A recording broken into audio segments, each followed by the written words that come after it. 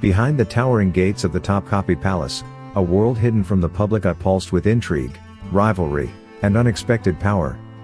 This was the harem, not merely a place of seclusion, as many believe, but a political and emotional battlefield where women's fates were rewritten by ambition, beauty, and survival.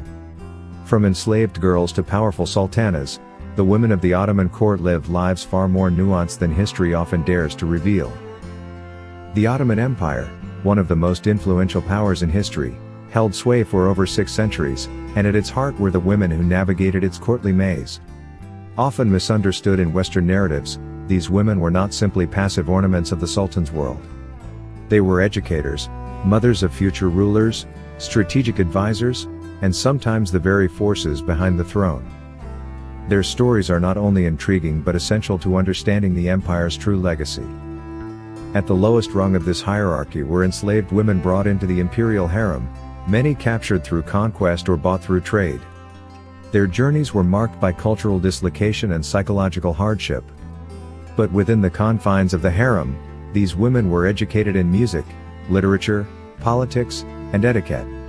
Some rose through the ranks, gaining the favor of the Sultan, and in rare cases, becoming influential consorts or even queen mothers, valid sultans, with immense power. One such example is Harem Sultan, a former slave who became the legal wife of Sultan Suleiman the Magnificent. Her intelligence and political acumen transformed her into a diplomatic player in both domestic and international affairs. Others, like Kosum Sultan, served as regents and wielded influence over multiple generations of sultans, shaping policies, appointments, and succession with calculated precision. These stories show a duality that defined court life, oppression entangled with empowerment. The harem was both prison and palace. Women were subjected to strict codes, constant surveillance, and the threat of exile or execution. Yet within these constraints, they built sisterhoods, plotted ascents, and managed the empire's inner workings. For modern audiences, their legacy offers powerful lessons in resilience and reinvention.